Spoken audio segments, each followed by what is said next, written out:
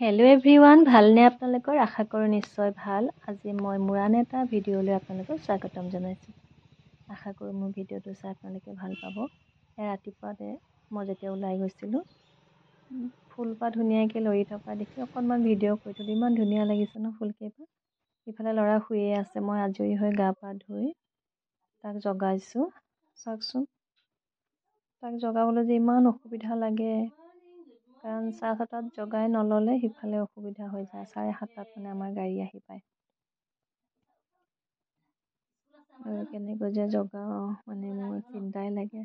মানে স্কুল বহিলেই চিন্তা লাগে মই তাক কেনেকৈ জগাই উঠাম।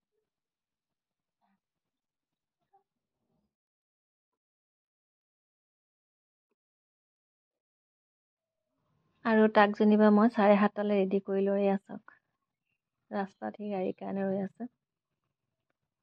কোনোমতে তাক মই ৰেডি কৰোঁ, কাৰণ উঠিবলৈ ইচ্ছা নকৰে ৰাতিপুৱা সময়ত, আৰু স্কুল সোনকালে দিছে।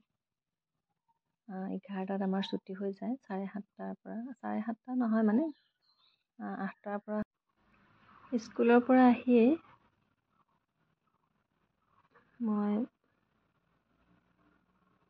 ভাত বনাব আৰম্ভ কৰিলোৱেই, ল'ৰাক কিবা এটা খাব দি। এইটো এটা সাগৰীয় মাছ হয়, মানুহজনে লৈ আহিছিল গুৱাহাটীৰ পৰা আহোঁতেই। মাছটোৰ নাম চেলমন মাছ হয়। মই আজি আলু দি বনাম। ধুনীয়াকৈ কাটি কৰি ল'লোঁ। মাছটোৰ বাকলি নাই, কিন্তু ধুনীয়াকৈ নিমখ হালধি সানি ল'লোঁ। কিনোতে মানুহগৰাকীয়ে কৈছিলে বাৰু যে মাছটো তেলত ভাজিব নালাগে, তাৰ পৰা তেল মানে মাছটোৰ পৰা নিজেই তেল ওলাব, আৰু নিমখো দিব নালাগে। কিন্তু মই অকণমান দিছোঁ, অকণমান কেৰাহীটোত তেল দিছোঁ বাৰু। আলুৰে বনাম। আলুখিনি ভাজি লগাই ল'লোঁ। এতিয়া মাছখিনি অকণমান ভাজি লগাম। অকণমান নিমখো দিছোঁ, অকণমান তেলো দিছোঁ কেৰাহীত। হালধি নিমখ সানি ল'লোঁ। বহুত বেছি ভাজি লগোৱা নাই। আমাৰ এয়া লোকেল মাছৰ নিচিনাকৈ বহুত বেছি ভাজি লগোৱা নাই বাৰু, অলপ ভাজিছোঁ। আলুখিনি ভাজি, মাছখিনি ভাজি হ'ল। এতিয়া আলুখিনি অকণমান ভাজি লগাই ল'ম।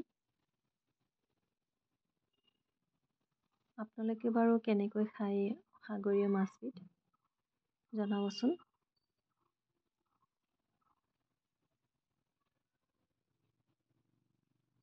আৰু দুইবিধ ভাজি লাগিল। মাছখিনিও ভাজি লগালোঁ, আলুখিনিও ভাজি লগালোঁ। মই তেলত পিঁয়াজ দিম। মাছৰ যি ভাজা তেল আছে তাতে পিঁয়াজ দিলোঁ।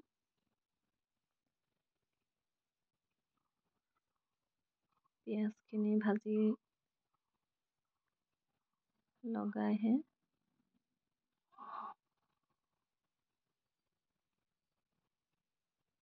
আলু বা মছলা দিম।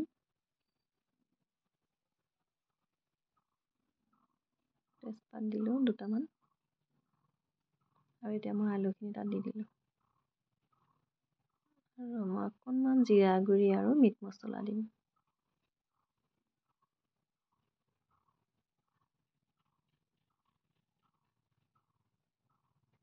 জিৰা অকণমান দিলোঁ, দি জিৰাখিনি অকণমান ভাজি লগাৰ পিছত পানী দিলোঁ। আৰু আলু কোমল হোৱালৈ অকণমান সিজাই থাকিম।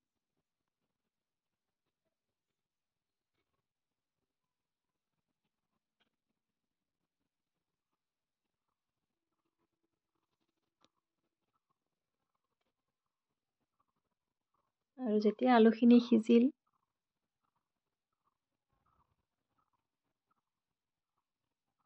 ভালকৈ সিজা নাই বাৰু, অকণমান বাকী আছে।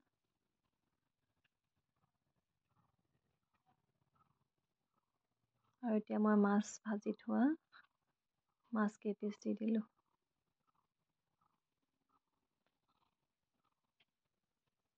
খাবলৈ কিন্তু ভালেই লাগিছিলে। আপোনালোকে কেনেকৈ বনাই তথাপি ক'বচোন। আৰু এতিয়া অলপ মিট মছলা গুড়ি দি দিলোঁ।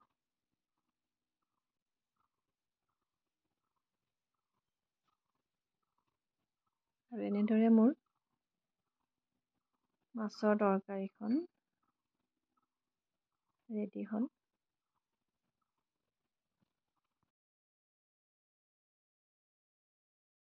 আৰু আজিলৈ আহিছোঁ, আকৌ আহিম এটা নতুন ভিডিঅ' লৈ আপোনালোকৰ মাজলৈ।